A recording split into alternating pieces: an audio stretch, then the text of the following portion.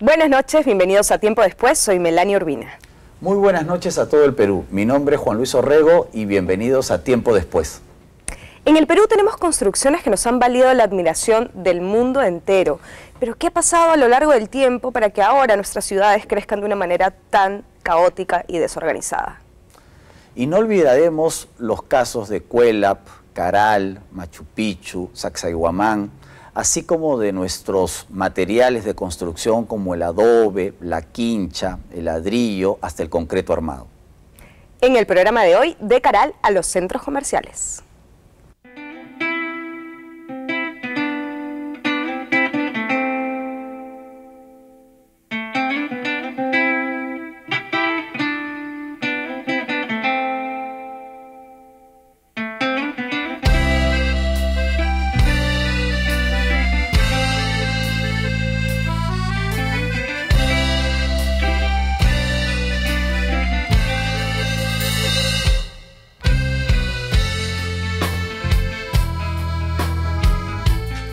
En el programa de hoy tenemos a un gran invitado. Él es el arquitecto Jorge Ruiz de Somocurcio, que es arquitecto urbanista. Bienvenido. ¿Cómo estás? Encantado, buenas noches, gracias. Buenas noches.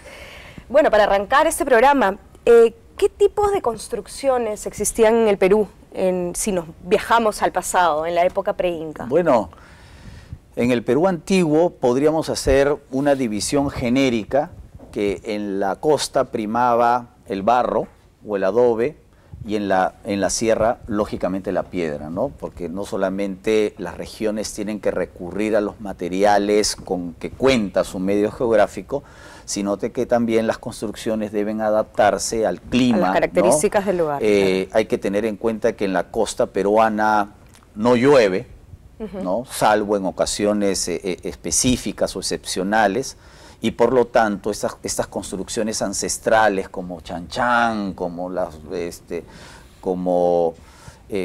Huaca del Sol, la Huaca de la Luna, el mismo Puruchuco, ¿no?, que tenemos cerca de Lima, o como la Huaca Pucllana, eran construcciones que podían resistir bien al tipo de clima que tenemos en la costa, pero este tipo de construcción, por ejemplo, en las sierras, con las lluvias, ¿no?, no podrían sostenerse. Claro.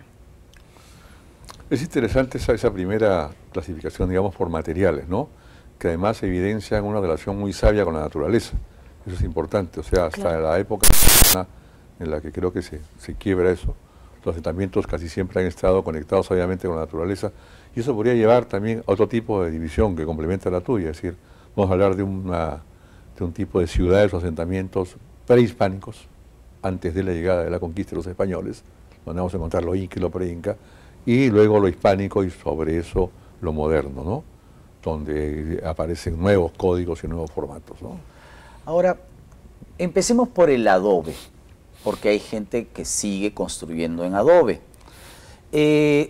No se puede conseguir adobe en cualquier territorio, digamos. ¿Qué especificaciones se necesitan para conseguir la tierra apropiada para el adobe, y cómo los antiguos peruanos hacían sus construcciones de este material? Bueno, como decía, el adobe, el material, está respondiendo a una relación sabia con la naturaleza y con el entorno. Tú lo acabas de decir, en la costa determinado tipo de material, otro en la sierra y otro en la selva, donde se trasladaban materiales más bien, muchas veces hasta de la costa, ¿no? Pero ahí lo importante es que el uso del material, lo que también está reflejando al traducirse en arquitectura, es una cosmovisión, que creo que es importante ahora sí, ¿no? Es decir, hay una visión que en el caso pre-inca era básicamente religiosa, ¿no?, y su arquitectura responde a eso, y las formas que se adoptan son formas también que tienen que ver mucho con esa religiosidad, ¿no?, plataformas, pirámides truncadas, determinado tipo de ordenamiento, ¿no?, y en ello pues el material encaja perfectamente, ¿no? Y el adobe se usa en la sierra, pero también en la costa, ¿verdad? De diferente manera. De diferente manera. Así es, ¿no? En el caso de la costa, el material va desde el adobe de gran formato, ¿no?, o adobón, que se usa también hasta ahora, mezclado con paja, que tiene que ser tierra arcillosa de calidad, ¿no? En unos casos conciertos le ponen restos de conchuelas molidas, etcétera, para que le dé más estabilidad. Eso explica por qué ciudadelas como Chanchán han sobrevivido tanto tiempo. Así hasta es, ahora. hasta ahora, sí, A varios fenómenos del niño increíble. inclusive, ¿no? Porque había, ya ahora que los fenómenos del niño y la niña vienen desde la época prehispánica, ¿no? Y han sobrevivido y están ahí. Más bien la modernidad es la gran época destrozadora de este patrimonio. ¿no? Además las invaden, no solamente es el clima, Exacto. sino las invasiones, ¿no? Bueno, ese es otro gran tema, ¿no? Las invasiones a los sitios arqueológicos. Formales e invasiones informales, Sí, sí, de sí. las dos. O sea, las informales y las de cuello y corbata. ¿No? Porque, Claro. ¿no? Porque si vamos, por ejemplo, tú mencionabas a Puruchuco, ¿no? Ahora en discusión por el tema de la Jaile Prado, ¿no? Puruchuco, yo recuerdo que tenía una zona de amortiguamiento que era muy bueno, un gran parque, ¿no? Y esto fue por ley cambiado y modificado y convertido en el estadio de la U, el estadio monumental. Se fue un negocio privado que le quitó a Puruchuco toda el área de amortiguamiento, siendo un asentamiento de los más interesantes. Ahora, pero ¿no? a pesar de esa intervención, todavía Puruchuco sigue dando grandes noticias a nivel arqueológico, porque por ejemplo en los últimos años se descubrió este cementerio inca, cuya investigación, ¿no?, ha dado unos resultados fabulosos, por ejemplo, para entender cómo fue la vida en Lima justamente al momento de la llegada de los españoles, ¿no? Hay más de un centenar de momias que han encontrado ahí. Ajá. Justamente algo que nosotros no logramos todavía valorar como identidad es que en el Perú existió una de las más importantes civilizaciones del mundo, ¿no? O sea, sociedades que se desarrollan sin influencia externa, ¿no? Que fue la pre-Inca, la Inca. Acá solamente en Lima hay asentamientos que tienen Paraíso, por ejemplo. Entonces conoce Paraíso, ¿no? Sí, sí, sí. Es un asentamiento extraordinario. Esas construcciones de pirámide entre piedra y adobe que son una belleza, pero abandonadas, tiradas a su suerte, ¿no?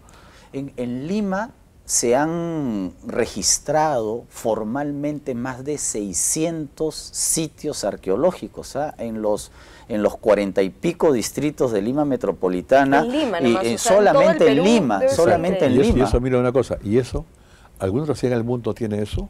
Ni México, ninguna. No. O sea, es de un valor en términos de identidad, de turismo, de economía extraordinario, que nos hace único, nos haría único, ¿no? Pero se están cuidando, se están protegiendo, ¿no? La ciudad crece no se potencia, por no logramos encima. potenciarlo. Y los televidentes tienen que entender que, al parecer, por los cálculos arqueológicos y de la etnohistoria, el Valle de Lima, digamos, la costa central, o sea, lo que es el Chillón, el Rímac y Lurín, era aparentemente la zona más densamente poblada de la costa prehispánica, o sea, aún más que lo que vendría a ser ahora los valles de Trujillo, donde estaba Chanchán, ¿no? Aquí había una población importante, por lo tanto, había innumerables huacas que lógicamente el avance urbano de Lima han hecho desaparecer. Mira, yo tengo la siguiente hipótesis simple, ¿ah? Y con un adoratorio importantísimo que era el de Pachacamac. El dios Pachacamac venía a adorarlo desde Quito y desde Chile, desde Bolivia, ¿no? ¿Ya?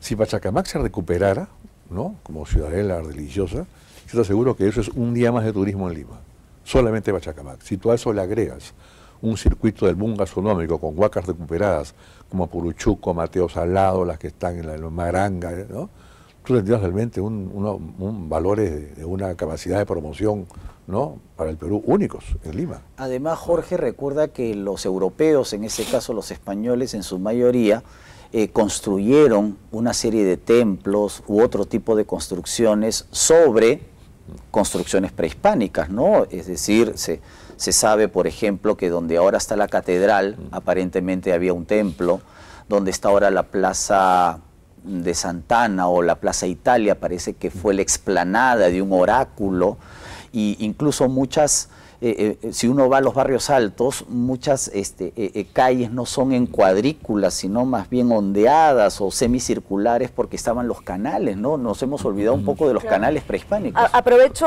para enganchar con ese tema. Al llegar los españoles, ¿qué cambios eso genera en las construcciones, en los materiales, en los estilos? Bueno, el más importante es que si estamos de acuerdo que nosotros veníamos de una cosmovisión, ¿no?, que era religiosa, guerrera y se traducía en este urbanismo prehispánico, cuando llega la conquista, una de las motivaciones más importantes de la conquista es imponer otra cosmovisión distinta, que es la religiosa, cristiana, ortodoxa, occidental, y que comete lo que tú dices, es decir, hay que implantar ese tipo de símbolos encima de los símbolos que han sido conquistados. Ahora, pero es lo los mismo templos que ocurre... sobre templos, Sí, iglesias sí. sobre iglesias. Claro. Y quizás el gran cambio es el famoso damero, ¿no? O sea, urbanísticamente se cambia la traza para Inca, una traza muy respetuosa de la naturaleza, no ocupaban la zona agrícola, ocupaban las zonas de menor valor en balcón sobre la zona agrícola, y las zonas agrícolas eran productivas.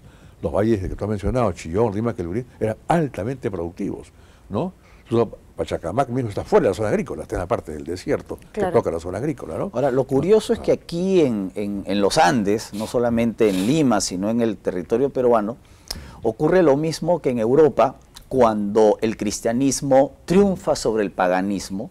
Entonces, los templos cristianos se construyen sobre los antiguos templos romanos. Aquí ocurre algo parecido, o sea, Claro, las iglesias, sobre las los templos huacas. cristianos sobre las huacas o sobre los templos prehispánicos. Y ahora que has mencionado la cuadrícula, el damero no es perfecto, porque el damero no se pudo aplicar de manera automática, ¿no? Si uno ve el damero de Pizarro, el damero del siglo XVI, tuvo que adaptarse a canales y a caminos prehispánicos, o sea, no son cuadrados puros, digamos, ¿no? Claro, eso lo ves justamente en el caso de Cusco, ¿no? En el caso de Cusco, el damero es un damero que obedece No. al sistema de riego, a la infraestructura agrícola, etcétera. En el caso de Lima, exactamente, es como tú dices. Pero en todo caso, ese es un elemento novedoso, ¿no? Un nuevo ordenamiento urbanístico sobre el cual aparecen también nuevos materiales, ¿no? El uso más intensivo de la piedra, Del ladrillo. ¿no? El ladrillo, la bóveda, ¿no? El trabajo detallado en piedra, el metal y la madera, que sí comienzan a dar lugar ya a otra expresión arquitectónica. Pero ¿no? siendo el Perú zona sísmica, digamos, ¿qué tan eficientes se vuelven estas construcciones viniendo de gente que no tiene, como tú dices, esta relación con la naturaleza y con el entorno como lo tenían los peruanos antiguos, digamos? ¿Son eficientes o no? Bueno, hay un material que es muy exitoso, que es la quincha. Claro. ¿No? La quincha se da en esa época, es una combinación de la tradición artesanal con una cierta modulación europea más estudiada, porque hay una armadura de madera sobre la cual se coloca la caña con el barro, ¿no? La quincha es un invento extraordinario que hasta ahora ha permitido que el centro histórico de Lima sobreviva, por ejemplo, ¿no? Casi todos Claro. los pisos altos son en quincha, los de abajo son en adobe, ¿no? Claro. Bueno, tenemos que irnos a un pequeño corte, pero ya regresamos.